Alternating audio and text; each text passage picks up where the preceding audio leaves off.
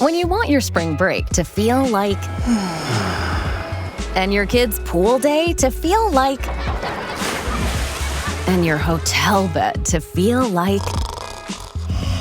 ooh, and room service to feel like... because at Hilton, hospitality feels like... Your cabana's ready. Would you like fresh towels? It matters where you stay. Book now at Hilton.com. Hilton, for the stay. This episode is brought to you by Redfin. You're listening to a podcast, which means you're probably multitasking.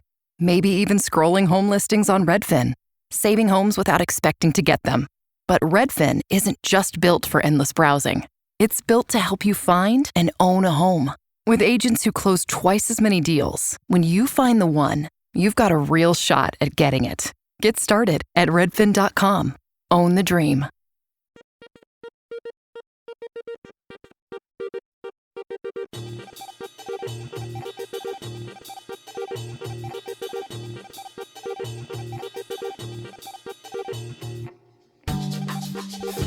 My name is Ryan Pack. And I'm Nicole Barlow. And this is Soundtrack Your Life, where we speak with a guest about a soundtrack that is important to them. Today, our guest is Tamar Herman, writer of Notes on K-Pop. It's a great publication. I've been reading it. I subscribe to it. And there is a great article she wrote on the movie we're going to talk about today. We'll get into that in a little bit. But welcome, Tamar. Hi, thanks so much for having me here. So why don't you tell our listeners about Notes on K-Pop? Yeah, so Notes on K-Pop is my newsletter hosted on Ghost. I've been writing about K-pop as a journalist for many, many years now, over a decade. And I decided to start a newsletter a few years ago when I was in between jobs. And I realized the other day I've been doing it for 4 years now, and that's insane. I wanted to start it as a newsletter that covered just like things that I wasn't able to cover for other outlets and do a lot more deep dives into the creative aspects of things. It sort of depends on the flow of everything. One year might be covering more business, one year might be covering more arts. Last year was a little bit slow because I got a full-time job that took up a lot of my bandwidth, so I wasn't covering as much as I wanted to, but a lot of the end of the year, specifically, I ended up talking about K-pop Demon Hunters and K-pop at the Grammys and just like a lot of really fun, amazing things that were going on at the end of last year. So it's varied. I hope people, if they want to hear about K-pop, I hope they subscribe and enjoy reading and don't have to subscribe to read. You can just enjoy anyway. I think your last article was a interview with a writing team. Yes, that was a really cool interview. It was with the team that works with ENHYPEN. It was the PR team behind ENHYPEN mostly, because ENHYPEN is a group underneath BidLift Lab, which is a subsidiary of HYBE, the company best known for being the home to BTS. And so ENHYPEN, their team has a lot of very creative vampire storylines. They have webtoon and an anime based around them, and all their albums are very vampire focused. And so this one, they did an immersive transmedia storytelling like deep dive that they like made a fake website and a fake news site and fake social media channels to promote like as if vampires were real, and they made like real news stories as if vampires were real. They made ads like, oh, do you need a better cleaner to get the blood out of your carpets and stuff? And so like it's in case you spill or something your blood, and like pet cleaner and stuff. And so I spoke to their team, and it was a really cool experience because I love hearing from the creatives. And so that was a really nice way to start the year. I'm not super familiar with ENHYPEN, so I was like, wait, vampires? They're into vampires? Yes. Very famously. And that's very cool. Learning new stuff every day. So today we are going to talk about the 2025 Maggie Kang film K-pop Demon Hunters. You know, the soundtrack is everywhere. It's breaking all sorts of records.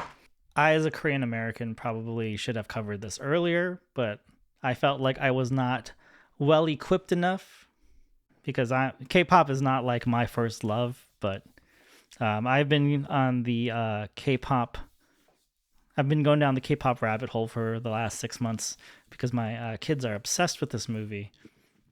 And this soundtrack is really short, so I needed to find other songs that I could put on the playlist, so I wasn't listening to like the same 6 songs over and over again. But Tamar, you are our K-pop expert for this episode. And so what did you think of this soundtrack in this movie? I thought the soundtrack was really phenomenal. Um, I had heard of the movie. They announced it a few years ago, and I remember thinking, this is either going to be terrible, and they're going to have to change the name to make it a little bit more attractive, because they had announced it as K-pop Demon Hunters. And like the name to this day, I'm still like, they're so lucky it hit, because the name is so cheesy, right? Like, obviously you can have K-pop Demon Hunters be a plot in a movie, but naming it was like bold. And so I remember thinking, okay, it's going to have to be really, really good, or it's going to be really terrible, and we're never going to want to talk about it. And obviously they landed it really well. And like everything that they like said that the movie is, the soundtrack like fulfilled, right? Like it really feels like it's like a fun, exciting soundtrack that like creates the like sort of fantasy soundtrack. Like when you think of like famous fantasy films like Lord of the Rings, the soundtrack is so like iconic. Pirates of the Caribbean, you know what an intense soundtrack sounds like, and it did this while blending it with K-pop, and so I think it worked really well. Yeah, and it's totally captured the zeitgeist. I believe that it had 4 top 10 singles on the Billboard charts, which was the first time a soundtrack had 4 top 10 singles at the same time since Saturday Night Fever. Golden hit number 1, and they're the first girl group since Destiny's Child to have the number 1 spot on the Billboard chart. I believe that was 24 years. And we could go on and on and on about all the different records they've broken. But I think the music is not just great, but it's fascinating to talk about. Because you have a lot of big names on the K-pop scene that are affiliated with this soundtrack. A lot of people working together that are not normally working together. And right now they're, because of the Grammys and the Oscar nomination, they're focusing on the people who sing in Huntr, and that would be EJAE, Audrey Nuna, and Rei Ami. And EJAE has a K-pop background. She was a trainee for SM, which is one of the big Korean pop labels, but she never ended up debuting. So she never really got to be in front of the camera, and then she became a songwriter. Audrey Nuna and Rei Ami are Korean American, but they are not K-pop artists. Yeah, no, they're definitely not. I always knew, I think I'd heard of Rei Ami before, but I knew Audrey Nuna, and it was always like this. She's just an American artist, and like she happens to be Korean American, so like she's on the same radar of like people who would maybe go to like a music festival like 88 Rising. Like I kind of always expected her to go to 88 Rising at some point, which is like an Asian American music festival, if people who are listening don't know. And her stuff was always good. She had a Jack Harlow song a few years ago, but I feel like before the movie, EJ was definitely like on people's radar as a songwriter. She wrote a song called, or she wrote a lot of songs, but Red Velvet Psycho is probably the one that she's like most well associated with.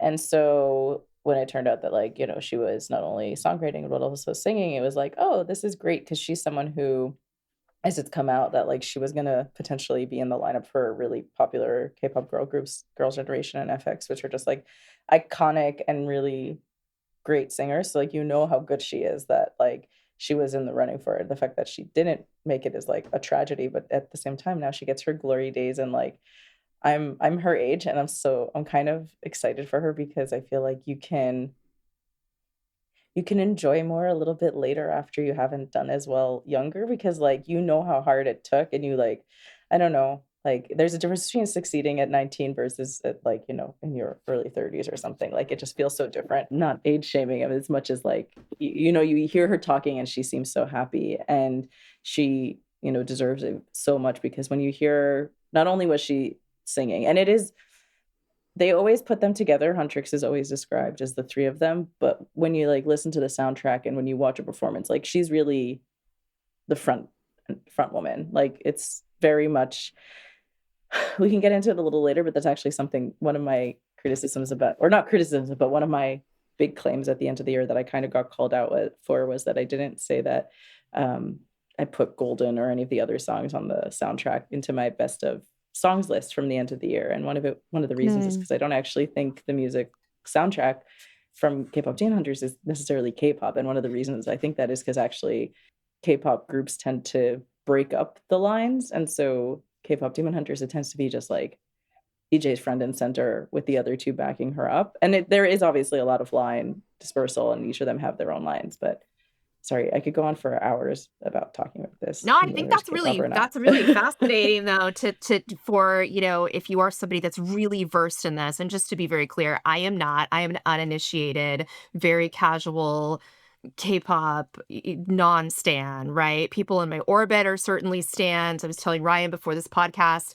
I think it would take me a month-long intensive to even approach the type of knowledge that you have, Tamar. So I am here to listen and to learn but I think it's really fascinating what you mentioned, that it's maybe not by the definitions that you use exactly K-pop, but it is a very successful movie soundtrack. And I think the songs, no one could argue that they don't work wonderfully within the context of the film, and that they've become this kind of cultural phenomenon. I think there's a temptation to compare, especially Golden, to Let It Go from 2013, right? Where it's just become this big ubiquitous thing.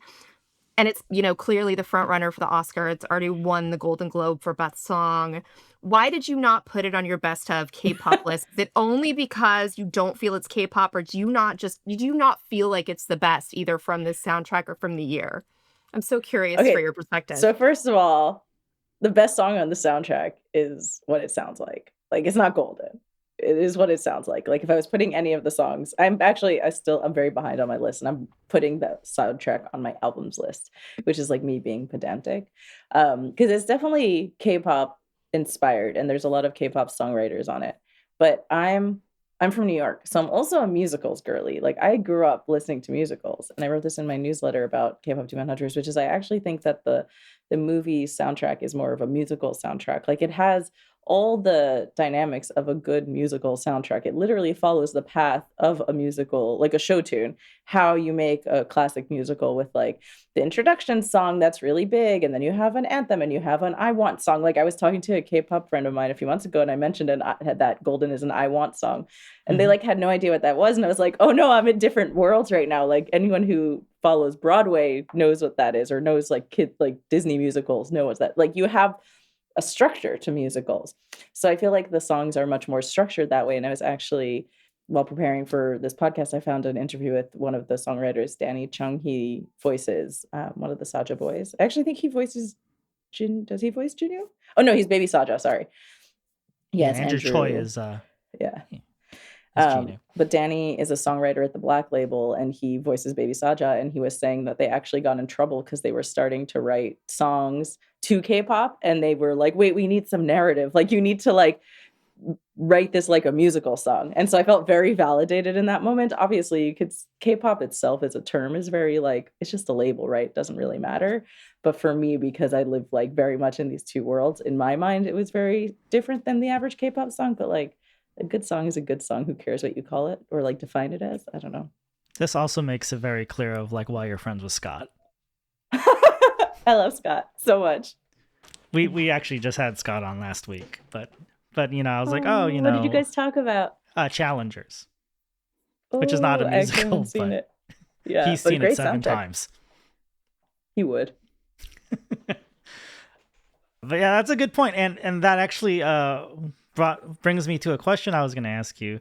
So, because of this soundtrack, Twice's song "Strategy," which is a needle drop, it wasn't written for the movie. The single went platinum, and they made the claim they are the first K-pop girl group to have a platinum single.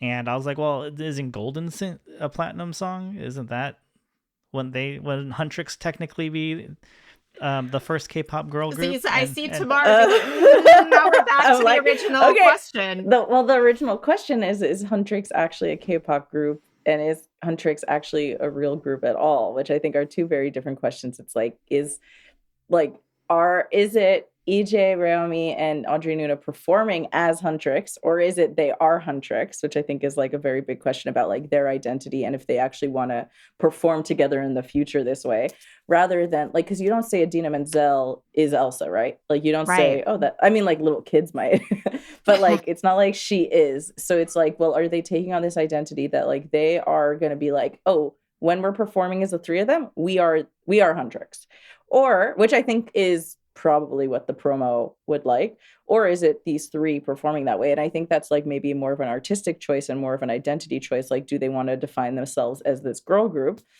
And then the other question is are they a K-pop girl group? Which I think my answer, and like I don't, I'm just a journalist and I'm not Korean, I'm not Korean American, I'm not even part of the K-pop industry except like on a peripheral like journalistic aspect. Like, so maybe I'm wrong in this one, but I feel like my definition of K-pop is always like it's part of the industry, and EJ is part of the industry, but Rei Ami and Audrey Nuna are not, and neither of them have gone through training. And the thing that makes a K-pop group versus like a Korean indie artist is that they've gone through the training. They're part of a company and they're part of the structure. Like there are certain things that K-pop stars can and cannot do without it like being like against like cultural norms of what a K-pop idol can do. And those things don't necessarily apply to those three. And I don't necessarily think that like they, as actual people, not like the characters in the movie, had a K-pop debut, had a K-pop, like if they, when they perform, it's not like, oh, this is their comeback, or like, let's stream this, and like they don't have the same fandom and industry around them.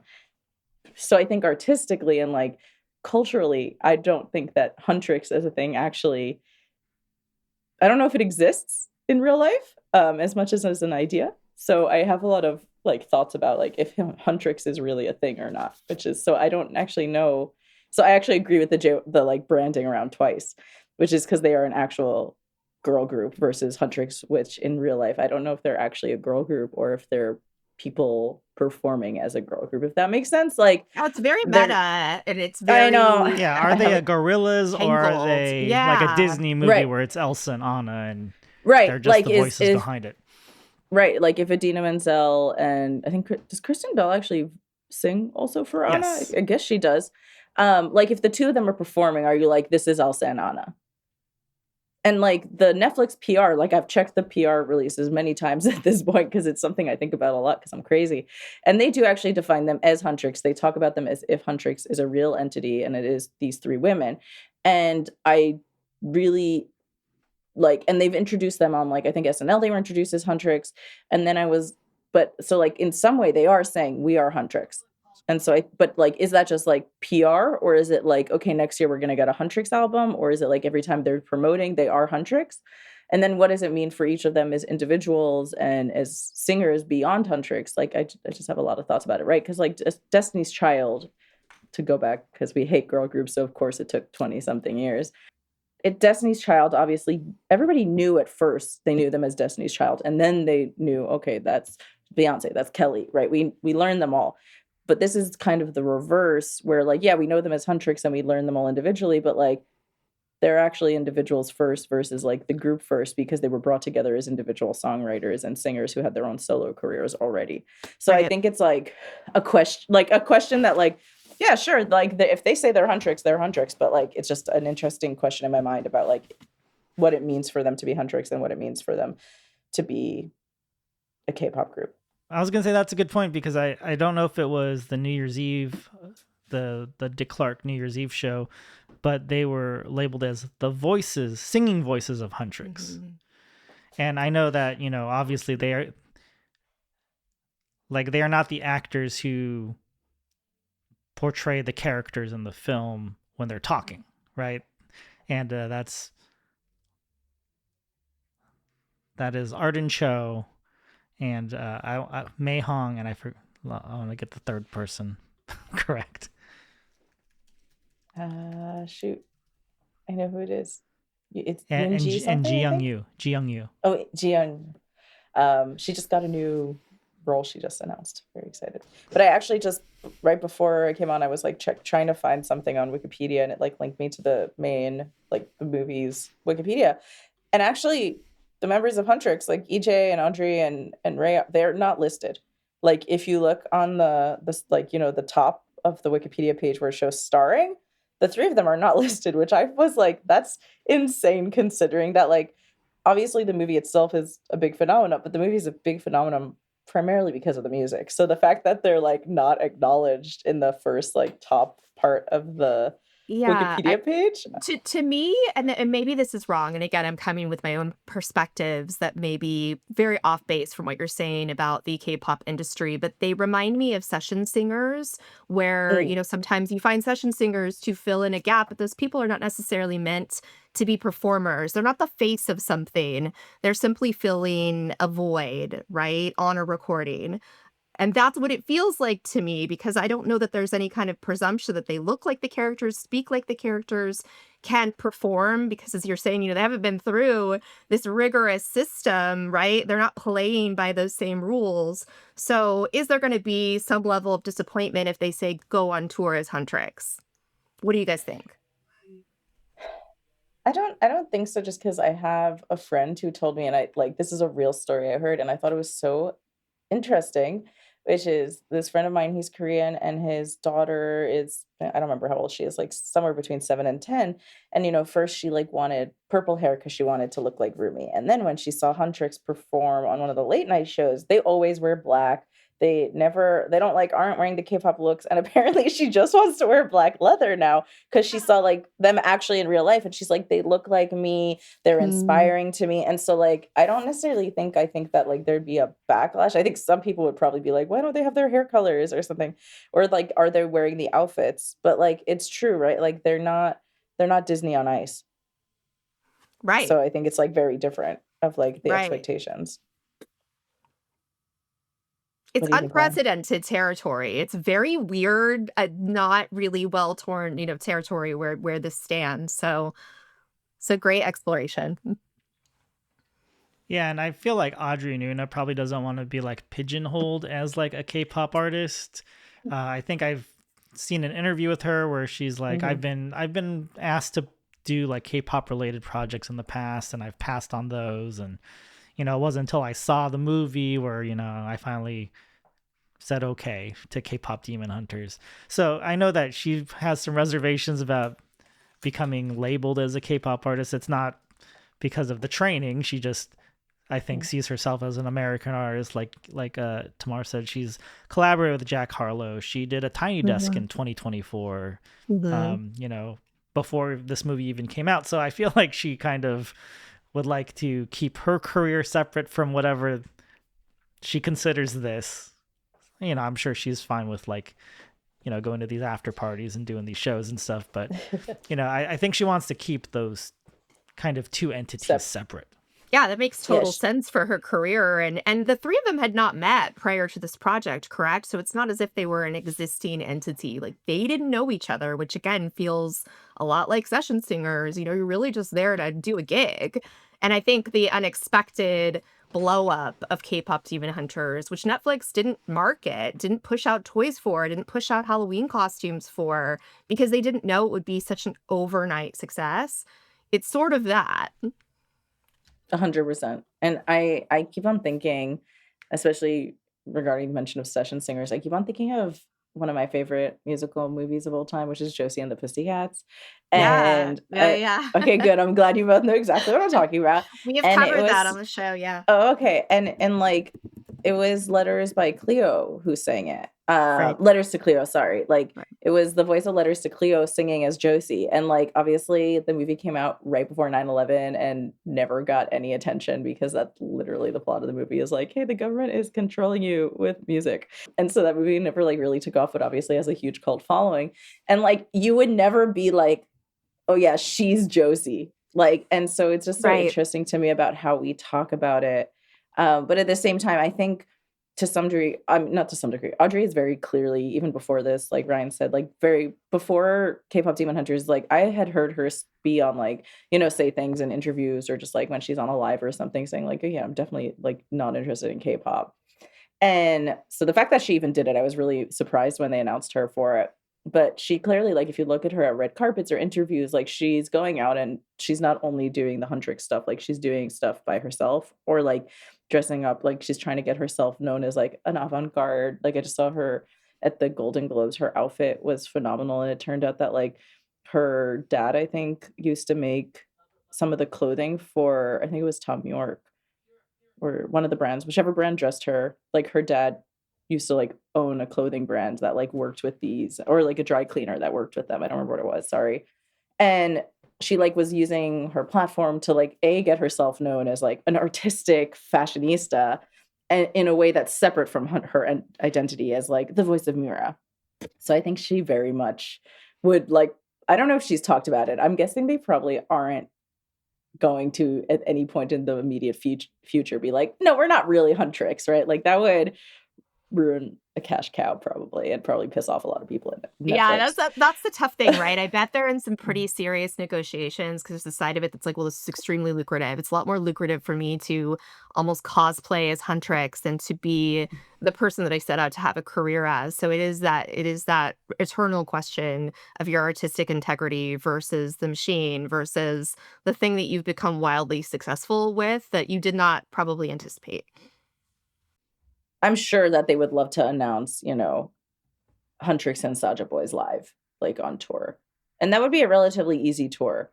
Like everybody who performs as Huntrix and Saja Boys are, not to be rude, but like none of them are at the peak of their careers beyond this. Like this is the big thing that a lot of them are going through. Like I think, you know, obviously like Danny's a songwriter. Like a bunch of them are songwriters. Most of them are indie artists. Some of them are K-pop stars, like Kevin Wu.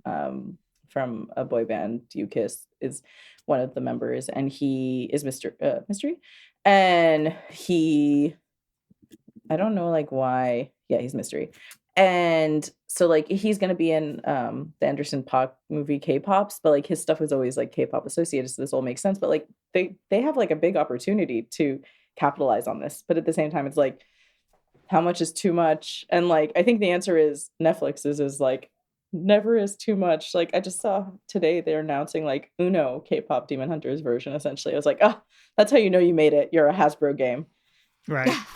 Real, yeah. They're gonna milk that cash cow.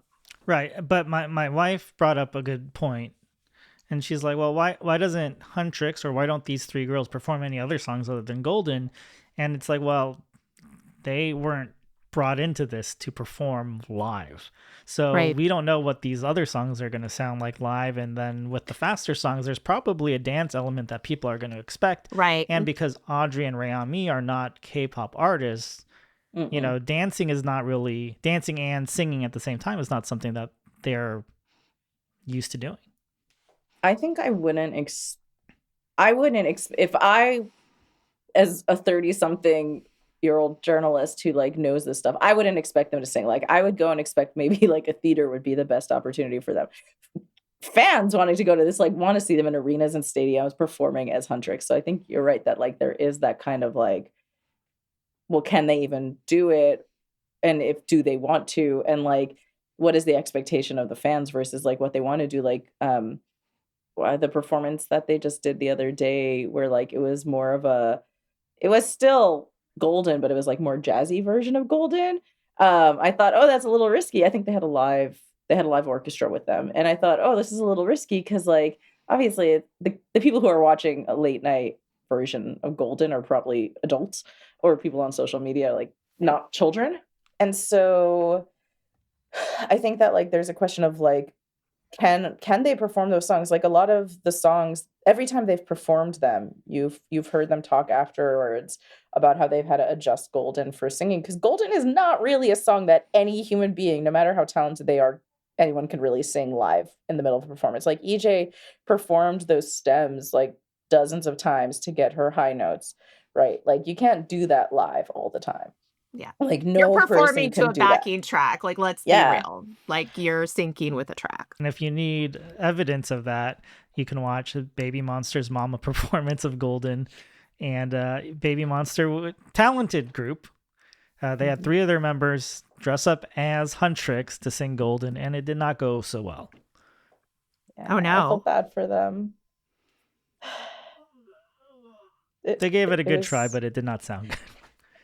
It was really like which again goes back to my point that I don't actually think these songs are K-pop songs, because like K-pop is meant to be performed, right? Like what we think of K-pop, which defines it differently from other Korean pop music, is that like it is meant to be viewed, it is meant to be performed, at least the singles, maybe not so much the B-sides, but like a single you have to like hear a song and be like, this is how someone would perform this live. And you could definitely think that with Golden, but at the same time, it's like no person could physically do that. Like no K-pop group right now, maybe NMIXX, because they are like a phenomenal group at performing live. Like they just had, I could go on a ramble about this, but like they performed a song of theirs that was very popular, High Horse, in like a live dance performance. And everyone assumed it was backing track until like 2/3 into the song, you start hearing like their breathing and you're like, oh, they've been singing this live the entire time. That's insane. But like, that's very rare. And usually like, yeah, I mean, I expect every artist in the world to be using a backing track at this point because everyone just comes to expect the perfection of a song that you've heard recorded 1,000 times.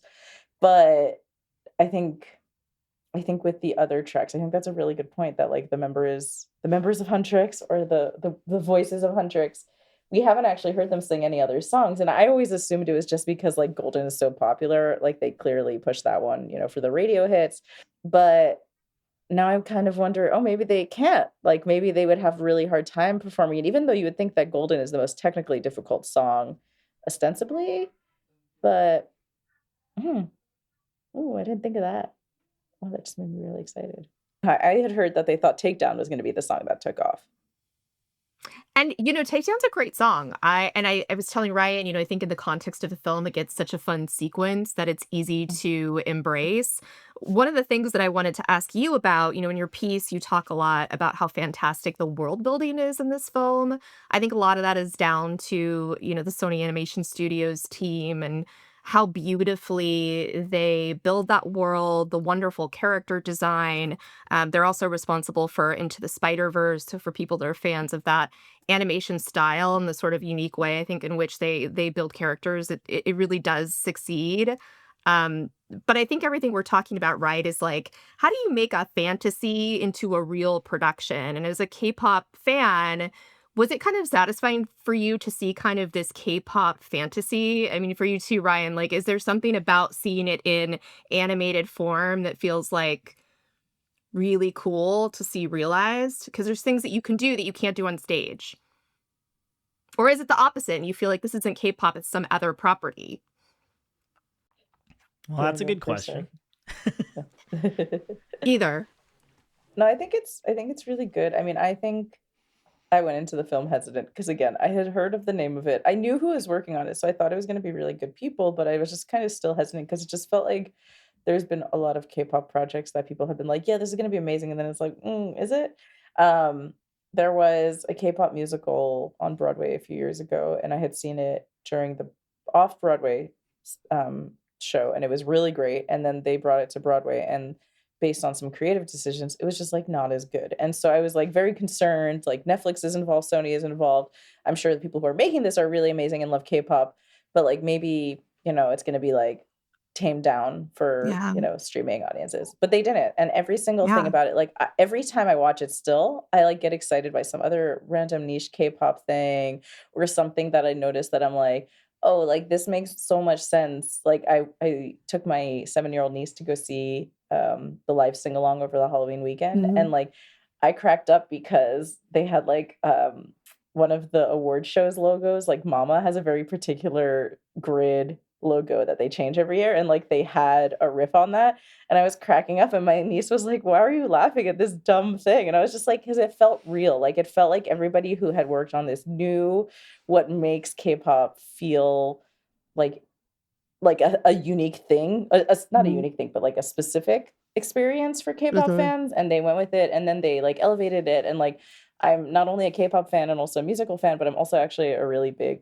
sci-fi and fantasy nerd. So like even that stuff felt authentic and real to me. I really loved the world building, as I think you mentioned before, and like it just felt like everything worked so well because the storyline, none of it didn't make sense. Like there was some of it that was like cheesy and over the top, but even that made sense because like they wrote that into the characters, they wrote that into the story. Like, why in the world would you make a K-pop boy band? But even that is like part of the cheesy fun. Like he's like, why would you do that? And like they play up everything that could come off as like making fun of fans or too cheesy, and it all is part of it. And so I think that's like everybody working on it, you could tell really loved every aspect of it. And I thought that was just so made it feel really real because K-pop fans can be crazy at times, but at the same time, like there's love, right? At the end of the day, it's always based on love. Yeah, and some of the small jokes they make are like if you blink, you miss it sort of jokes, or you know, you don't have to understand it to see it as a joke. Like the Saja boys, their fandom is called the Pride, and Saja in Korean is lion. So you already have like, you know, you don't have to understand it. You know, you're just like, oh, just come join the Pride, sure. But it's because Saja means lion. And then obviously you have the glow sticks, and then, you know, you have the fan at the end who rips off his Saja Boys t-shirt to have a Huntrix t-shirt underneath. But you even have like the variety show where, you know, they slide into the ball pit, but because the leather has failed them, the slide is very slow and embarrassing and painful. And I feel like variety show culture in Korea is a huge part of your attachment to these idols, right? You get like these posters and these promos where it's all like blue steel and like very, very mysterious and cool. And then they go on these variety shows where they basically just get humiliated. I mean, they're in on the joke, like they know what's coming, but like, but it becomes endearing, right? Oh, they're just like us. Like, oh, it's funny when Twice has to try to catch a piece of toast that pops out of a toaster and it, you know, hits them in the face. Like, these are the things that they do, and you know, now they're one of the top 10 selling girl groups of all time. But you know, partially because of that, right? Yeah, like Sana and her cheese kimbap thing, like 10 years ago, helped make her famous. And like variety shows, man, the fact that they featured a variety show, I felt really important to me. From the K-pop variety show, and then the music show competition where, you know, you have the Saja Boys winning and Twice winning. Like, that's a big thing too. The music show, the countdowns, that's a big thing in Korea. Too bad there wasn't an encore performance. That would have been funny, but and then people commenting if they liked how they sounded live or not. Yeah, and even as somebody who doesn't know all of this, right, you can feel the level of care and craft and detail that's put into this movie, and you know that there are people behind it that are extremely knowledgeable, but also really passionate. And that's always a cool thing to see, especially in what is ostensibly children's media, right? They didn't have to go that hard, but it does go that hard. And I think it gives it a life beyond just, you know, third and fourth graders that it's maybe targeted to in that very Netflix marketing way. Instead, I think that's why it's kind of been so successful, because they let them take those risks artistically. It's not just, you know, a cookie cutter, or as you said, you know, Tamar, like watered down version. It doesn't feel watered down. And the songs don't feel watered down either. They feel very specifically crafted for the film. This episode is brought to you by Nespresso. Introducing Virtuo Up, the latest in a long line of innovation from Nespresso. It's innovation you can touch, sense, and taste in every single cup. With a 3-second start, easy open lever, and dedicated brew over ice button, it's even easier to enjoy your coffee your way. Sip for yourself. Shop Virtuo Up exclusively at Nespresso.com. Yeah. And I think that's actually one of the things that makes it such a success is like that kids love it, right? But at the same time, like K-pop also, people always are like, oh, it's just teenage screaming girls is the like stereotypical like audience. And it's like, okay, but actually for a hugely lucrative industry, you actually need older fans, or you need fans of more variety than just, you know, like kids who are relying on their parents' credit cards. So actually, K-pop is created, you know, people think with like kids in mind, teenagers in mind, and the movie also with kids in mind. But actually, it's supposed to be like that. Maybe is the like the box that it should break out of is like the plan. And so I think it like really reflects everything in a really lovely way. Like it's very realistic in that like that kids love it, but also adults are enjoying it very much. Well, like as you see in the movie, you have like the dancing grandmas. That joke that kind of goes throughout the film. Like that's a real thing. Yes. Yeah, that makes sense. It's My interesting mother-in-law to is hear one of that. them. She's a dancing grandma. She's like, yeah. She saw BTS a couple years ago. She loves BTS. Oh, that's so Did funny. she get tickets? Because this week ticket sales not were for real this rough. tour. My wife is going though. Oh yay! Love that. Yeah, I think it's interesting because there's a version of this movie that exists somewhere where it was quite a bit darker and targeted towards a slightly older audience. That was the original intention. And then they brought on this guy named Chris Applehans who directed Wish Dragon to sort of help out in making it, I think, a little less dark. And maybe some of that was studio based, but I think what you're saying feels true, right? There is also like out there that older demographic. I'm curious if you think the upcoming sequel, which may not release until like 2029, what you think that's going to be. And in addition, what tone you think it's going to take. Will it mature with the audience that's going to be older, or is it going to stay in the same tone? I don't know. I think like in my ideal world, they would do something that like is straight out of like the Disney or even like Marvel universe right now with like Spider-Verse, or with like a Disney film from like classic where they used to like, they'd make a sequel and the sequel would maybe either be silly or a different side point, but then they'd always have a TV show that's like a prequel. And we see that now with like Spidey and Friends, and then like kids love those stuff. And like I want to see a prequel of all like a series of like their training and them coming together and them being friends and stuff, right?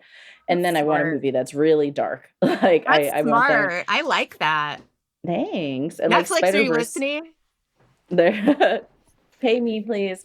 Spider-Verse, like the second Spider-Verse is, I mean, the first Spider-Verse is pretty dark. Like I would say that like Sony, I'm guessing that when they went to K-pop, when K-pop Demon Hunters went to Sony, it was still a little bit darker, just because like I feel like Sony is very much like, we're not making Disney movies, and this is a little bit more child friendly than Spider-Verse. But at the same time, like kids can watch Spider-Verse and not maybe the like younger kids will get scared, but like you probably have like a 10-year-old not. I don't know. I don't know if I'd put my 7-year-old niece in front of Spider-Verse, but then the second film is so much darker, right? Like so much happens in the second film, and like the third film is probably going to be the darkest of all. So I think like and like same thing with Frozen, right? Like the second film kind of deals with slightly darker, more intimate storyline than the first movie does, and it's a little bit less funny, I think. And I don't know if that's on purpose or not, but that's definitely how it comes across.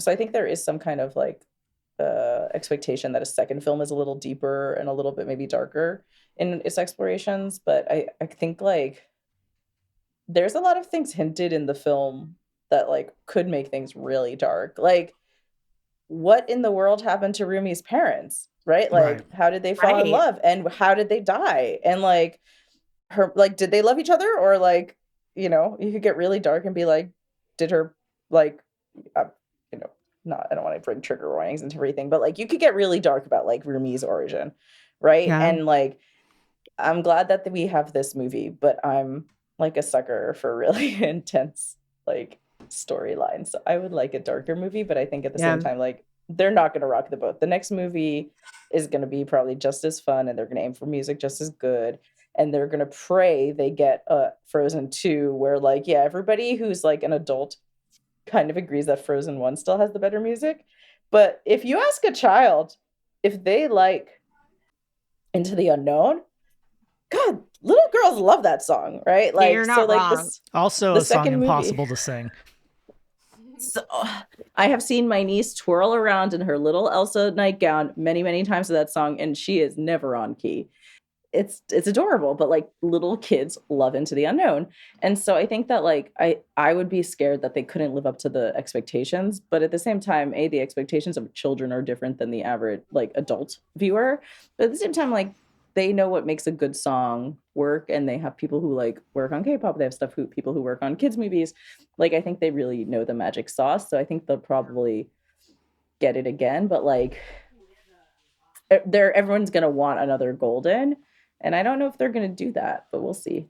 Well, they're taking their time, so hopefully, there's enough time in the process to engineer something that has the same level of stickiness.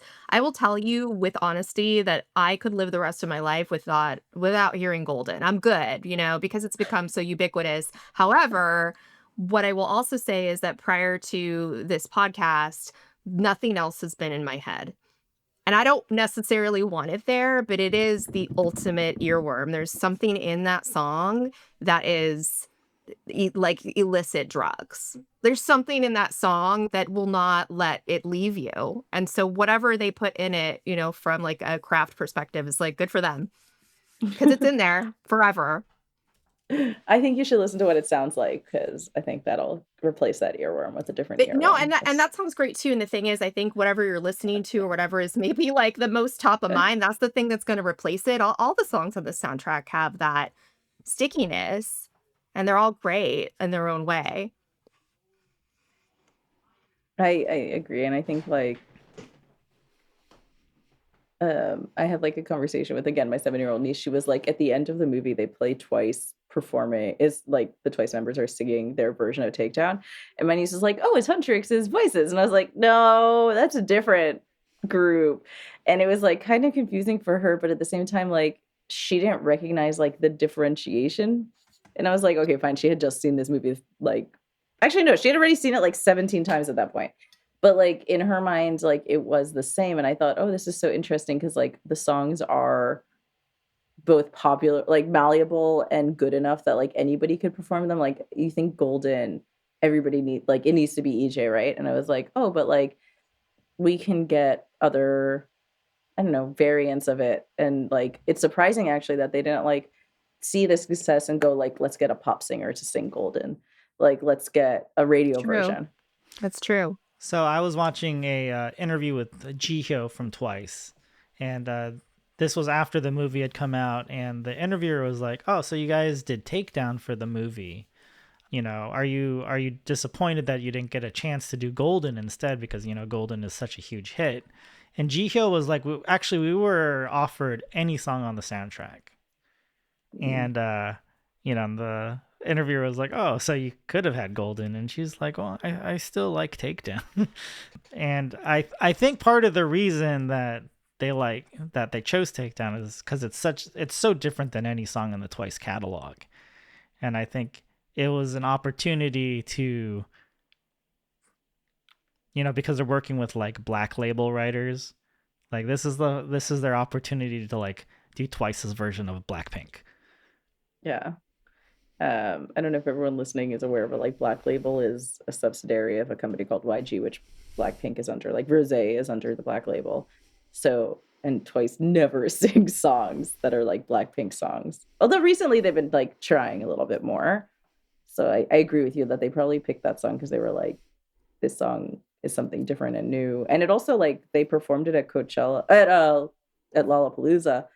And it was a phenomenal live performance. Like I thought like they really embodied it, and they did perform choreography. So going back to like Huntrix performing, like they were able to perform their version of it because it's a slightly different version.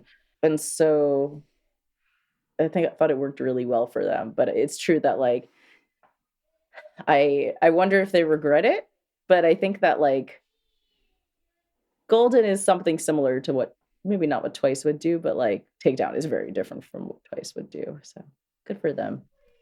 Yeah, and as far as like the label system in Korea goes, like you as a JYP artist, which Twice is, you don't get to do work with Black Label writers. Like it's very kind of segmented that way. Like EJ is kind of an independent writer, so she can work with any label. Like I saw Twice last night, so Jihyo performed the song called ATM, which EJ wrote. So she's written for Twice. She's written for all these different groups. She's written for aespa. She's written for LE SSERAFIM, Red Velvet.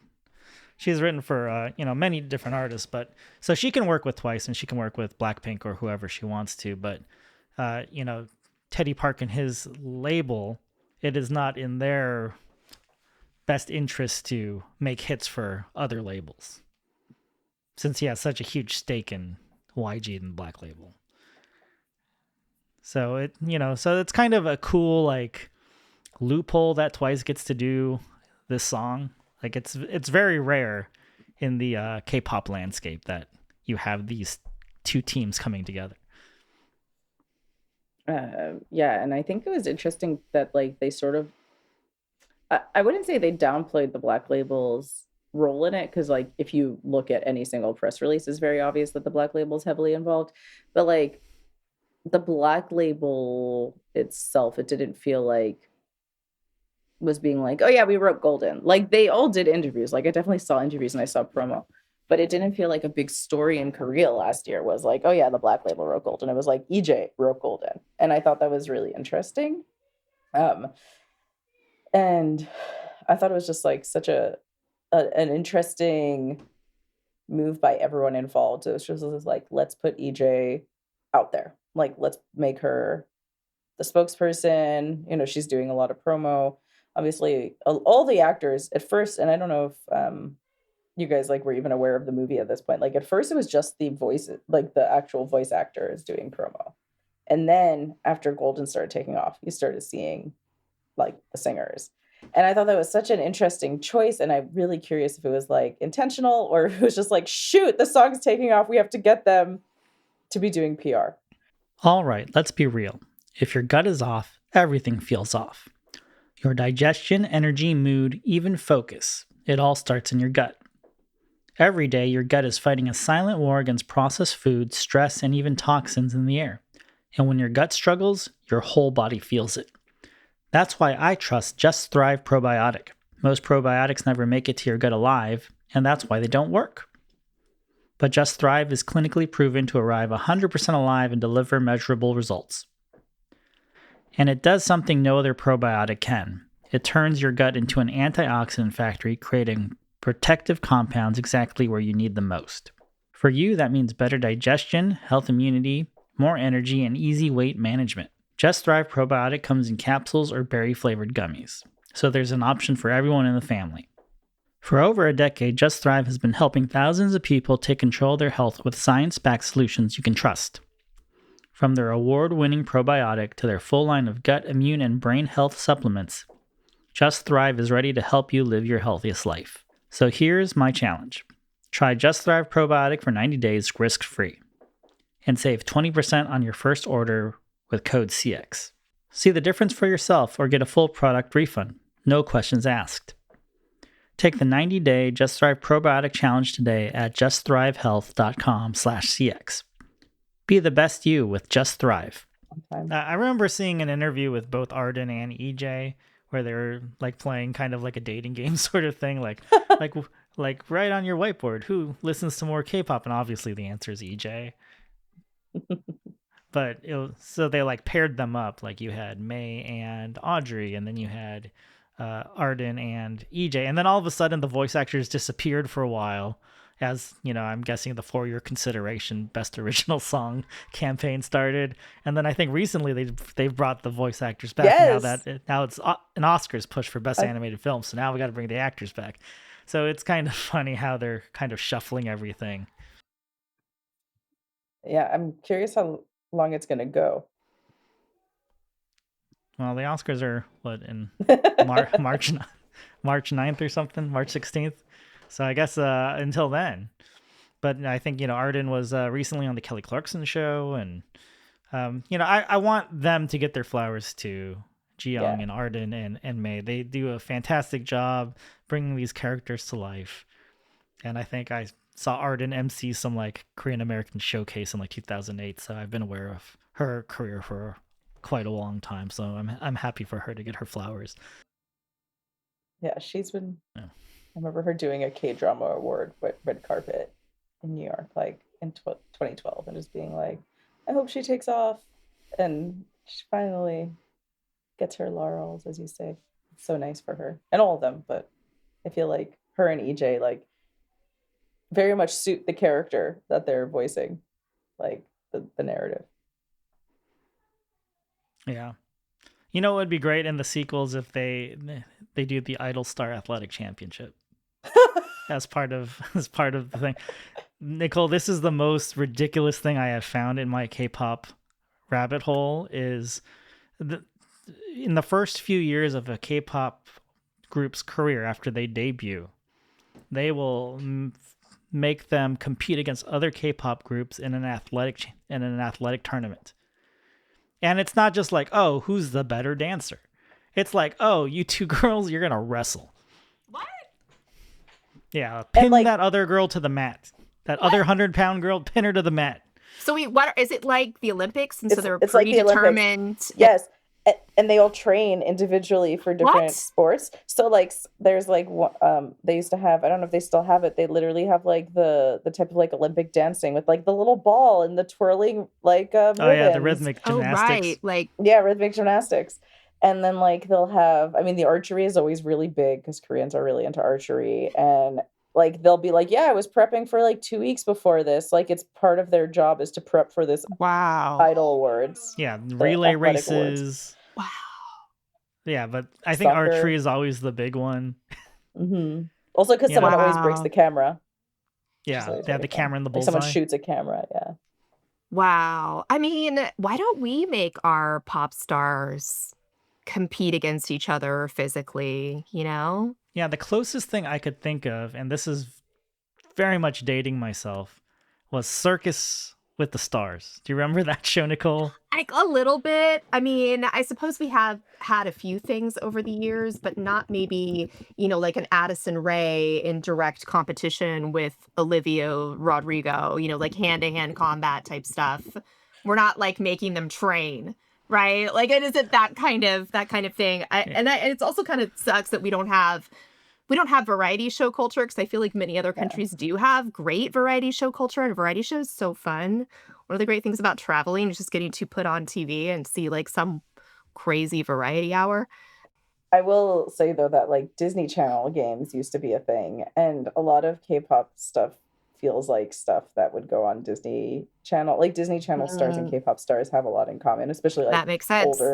Older Disney Channel stars, you know, not the current ones, but like a lot of pop stars are former Disney Channel stars, so like it makes sense. That makes sense.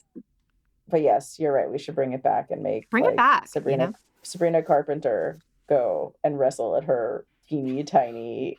Could you imagine her wrestling like Billie Eilish or something? Lady Gaga wrestle. She's too broken. Right. I mean, my money's on Dua Lipa, I think, for all of us. Oh yes.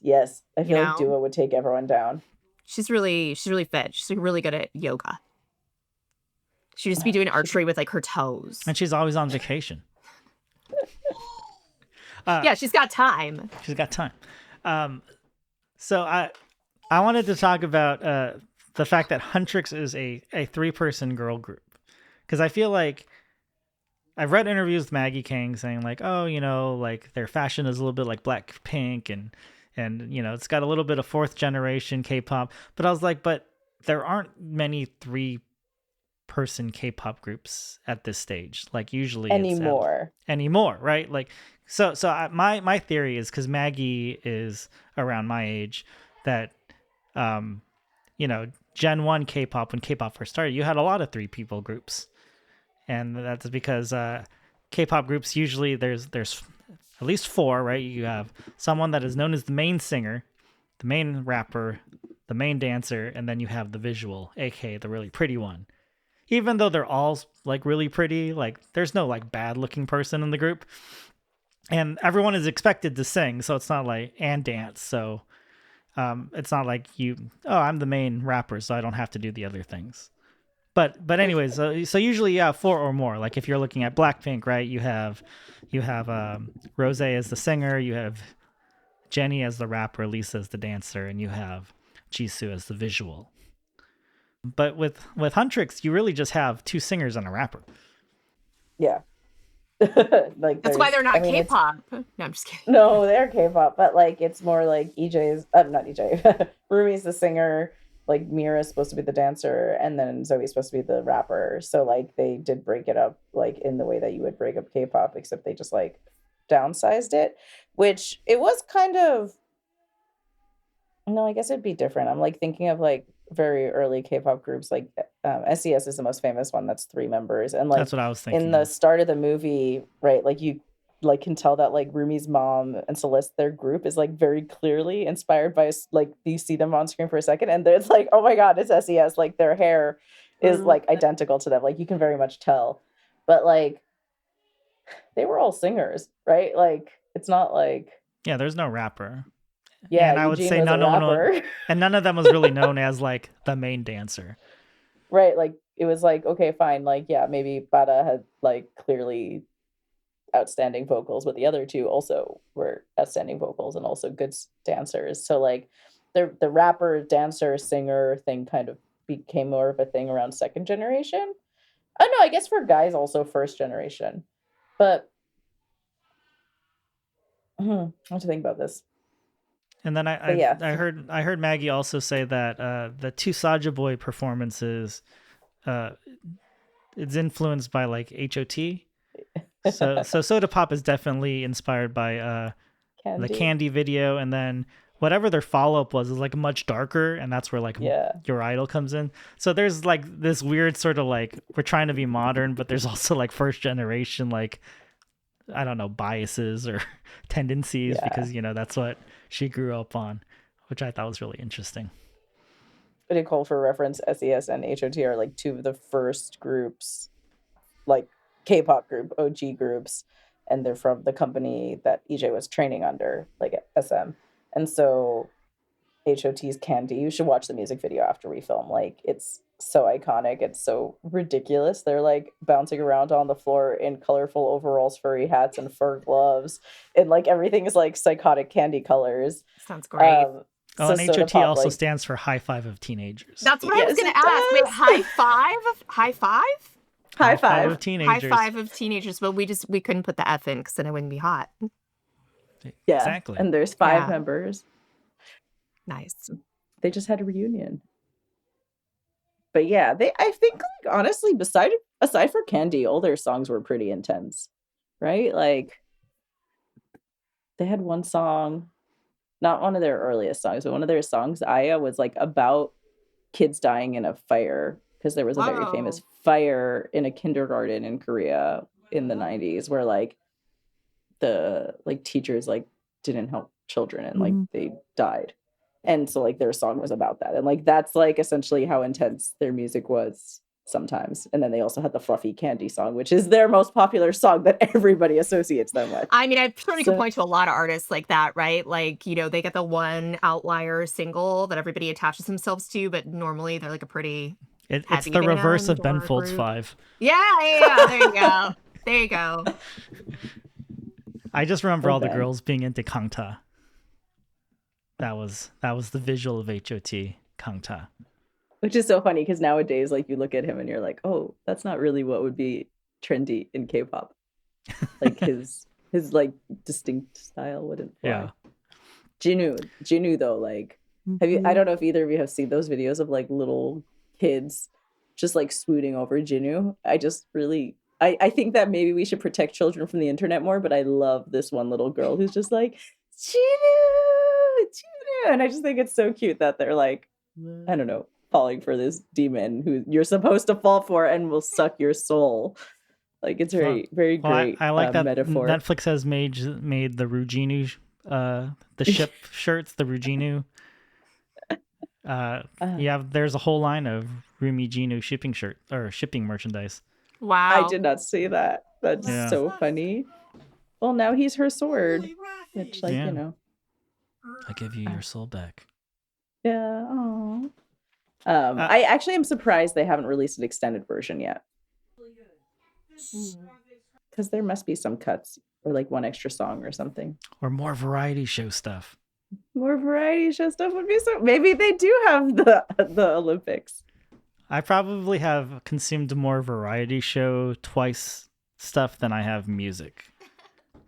But that's how K-pop, like, I became a K-pop fan mostly, like, yes, because of the music, but also because then I'd be like, oh, let me go watch this thing. Like, I became a fan in high school, so it's like, let me go watch this thing. Oh, and then they're on a funny show, and I see that they're so funny, and I like this one because he's the funniest member, or this one, she's so funny. Like, it's definitely it's like hand in hand with K-pop. And so, like, I actually, like, I constantly am wondering, I was like, how many people are really getting like the K-pop aspect of K-pop Demon Hunters as much as they are just like, oh, I love Golden.